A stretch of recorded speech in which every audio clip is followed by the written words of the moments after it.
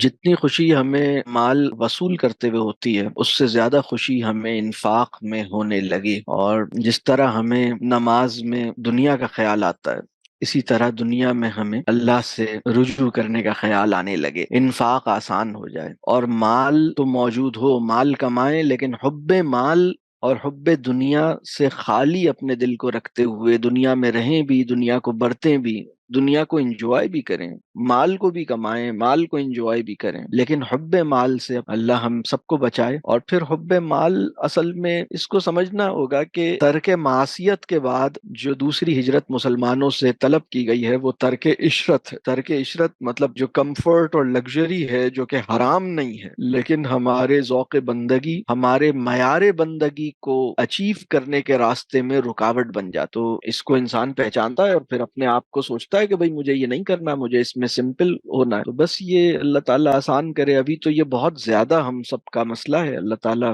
رحم فرمائے۔